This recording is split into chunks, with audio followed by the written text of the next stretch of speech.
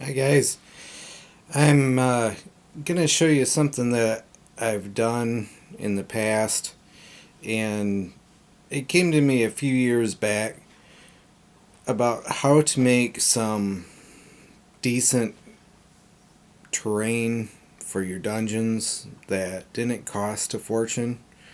Um, I really like Dwarven Forge and products like that, but the expense for me, since I don't game a ton anymore, really isn't something I can do. Um, this project costs, well, it's very cheap. Let's just put it that way compared to some of the products out there. You can do this project, and depending on how many pieces you want to make, you can start a minimal terrain project for less than 50 bucks, and you can make some decent stuff. Um, it's not as detailed a quality as Dwarven Forge or the other things that you may see, um, but it does have a good value as far as viewing on the table when you're playing. Um, and it does give the same kind of presentation. You can make other things to go with it to make your terrain even more interesting. But this project is just going to be about doing the walls for your dungeon. A typical stone hewn dungeon. Um, it's not going to be anything to do with caverns. I will probably do a video on how I do some of my cavern pieces later on.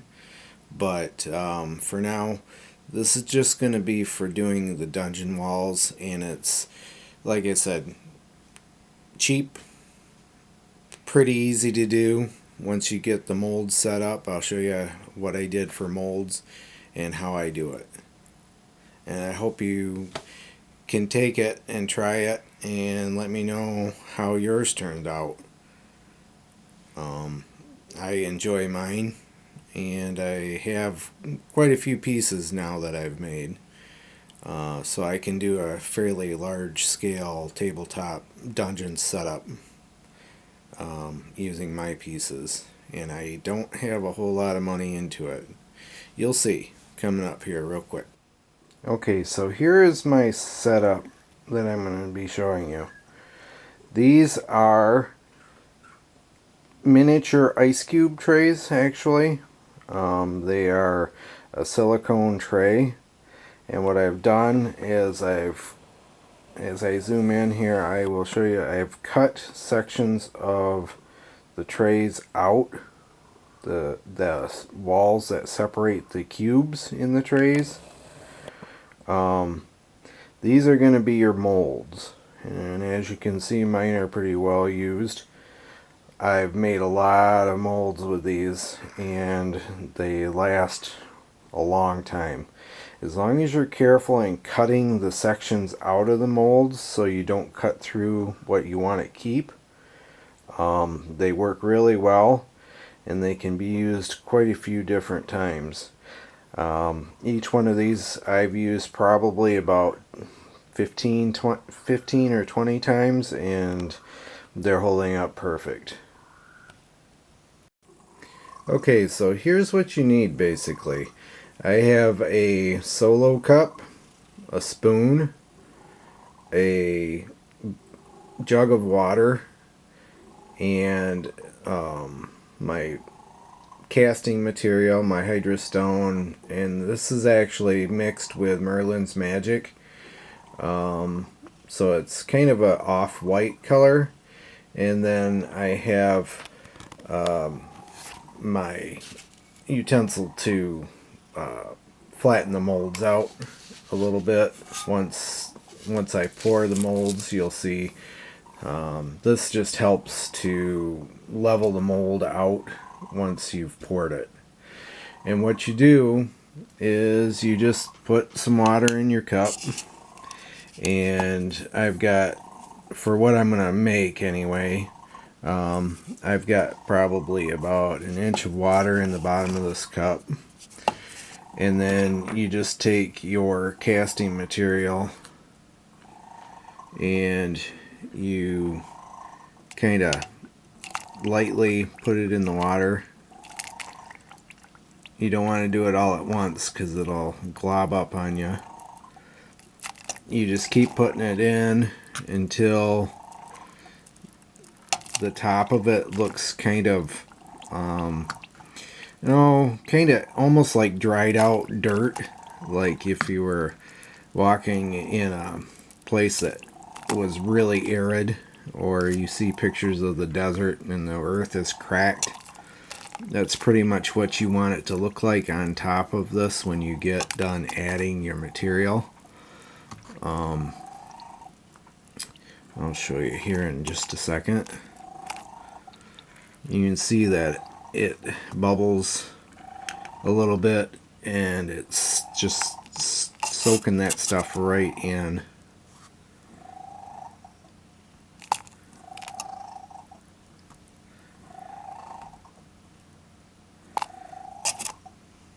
Alright, let's see what we got here.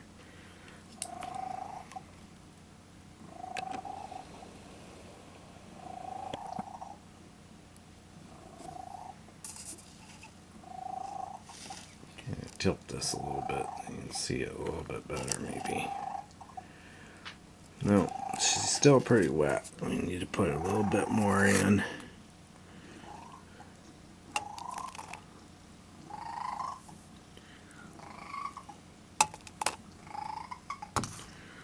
Alright, now let's see. Takes a couple seconds for it to absorb. You can see the water creeping in on the sides of that last little pile I put in there. As it absorbs, you'll notice the cracks around the edges of the material, and that's telling you that's just about right. By the time I mix in the little bit of powder that's left on top that hasn't absorbed by water, it should be just about right. So let me do that real quick. Then I'll show you about pouring the molds. Okay, so I've got it stirred up. This is kind of what you end up with. It's a little runny.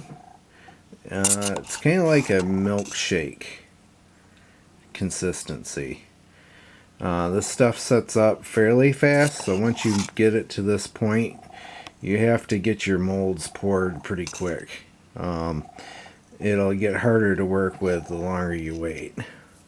So basically, I'm just going to clean this spoon off a little bit.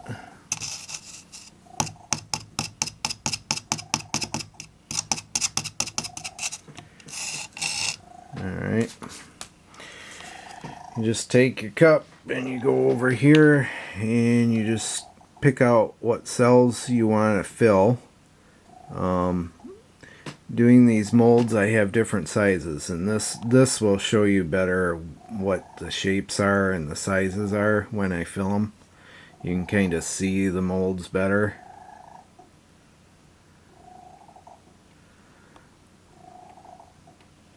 So you got L shapes. There's a single cube, which you'll need those. This one here is like an alcove. You can see how it's an alcove shape. There's a two space cell. This is like a corner, like an L corner. And then there's different length of straight walls. This is a 4. This one is a 6. And the cool thing is the way these molds work and the way I cut them out and the size of the molds. Each one of these little compartments is almost exactly a 5-foot section if you're using a 10-foot grid. because they're a 1/2 inch per mold, per section. So if you use 2 sections, they're 1 inch.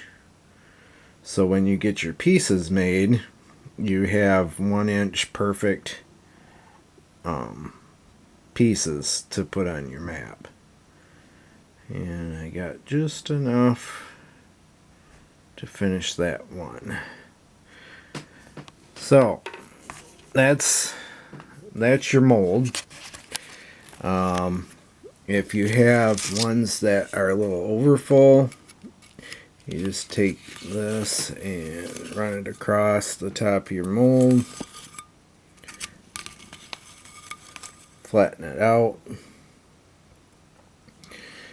If they're not completely full, you can either make up some more of the powder, or you can just let them be. Unless they're really shallow, it's not going to make any difference. And you'll see in the finished part what I'm talking about. So here we have the mold. This is set for about a 1/2 hour or a little bit more. It's dry and it's ready to come out.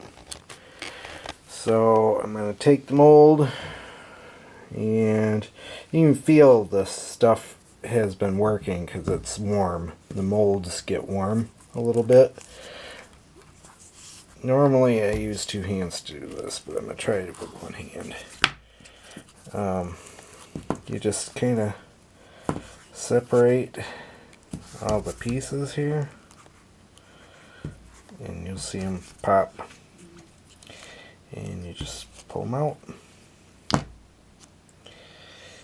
and there is a completed section of wall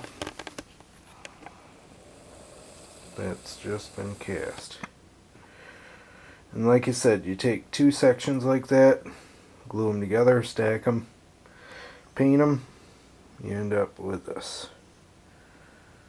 Simple, easy breezy. And when you're done pulling all those pieces out, those molds clean up pretty well. You just flex them a couple times, and anything extra that sticks to them should just fall off. And reuse them. Okay, so these are just a couple examples of what I get when I use these molds. I use a material, it's either goes by Merlin's Magic, which is a website where you can order this stuff from, or it's Hydrostone based powdered, it's like a dental plaster that you just mix with water. If you've done any research into the molds that Histart makes, they use a similar product to do their molds, and it works really well, and it's fairly simple to get a hang of how to do. Okay, so here are some finished pieces that I did yesterday. And you've got your straight wall sections, you've got a column, couple columns there. There's a L or a corner piece for your dungeon. There's a couple more corner pieces. There's a T. So you've got a T section. There's another smaller corner piece. And what I do is, with those molds, because they're only a 1/2 inch high, I decided that I wanted my walls a little bit taller than that on my map. So I take 2 of the same mold and I just stack them and glue them together. And you can use different kinds of glue. Tacky glue works pretty well on them. That E4000 works decent on them. Hot glue will not hold them, just so you know. I'm trying actually wood glue on these this time because I don't have any tacky glue on hand right now. But anyway, this is a finished mold piece glued together, two of them, creates your column. And then I found an easy way to finish them. You can hand paint them all and do whatever you want to with your finish. You can paint them tan, black, gray, whatever you want for your dungeon to have a feel, or you can make different sets, different colors. So you can set your dungeon up and have, maybe one section of the dungeon is made out of certain rock and another section's made out of a different kind of rock, and you want different tones. So you can do that with them, or you can do what I did, and this is my kind of a finished project look. This is kind of what it looks like when you get it out on the table and you get it set up. This is just a random setup that I just threw together. But you can see how putting all the pieces together creates a decent map area. This is about a 2.5 foot square grid, and you can see that I've got probably about 50 pieces on here that I've made. What I did though, going back to the finish, and I'll try to zoom in fairly close. Sorry about that, a little fuzzy. What I did with my finish is I took them all and I went the easy route. I bought a can of Flex Stone spray paint, and it's just the gray, black, and white fleck, and I sprayed everything. Sprayed them all. Very fast, very easy once they're dry from the mold process. You can take them all and put them on a huge sheet of cardboard or whatever and spray them with that Flex Stone, and it creates an awesome stone effect. And like I said, you can set these up in so many different ways. All you have to do is, you can take a piece out. This is just a elongated T section. You can move it this way, maybe put it this way. Take this wall out, move your wall up here, move this section up here.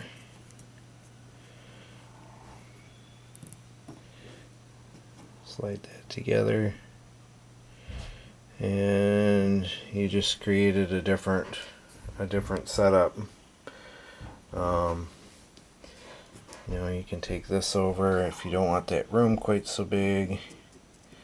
You can put it in there and make it like that. Anyway, very cool project. Anyone can do. Doesn't take much knowledge or much money. The molds themselves are, I think I paid about $5 a piece for the molds. So anyway, I will put a link in the bottom below the video of my Merlin's Magic, and there's also some you can order from Amazon. I'll put a link there.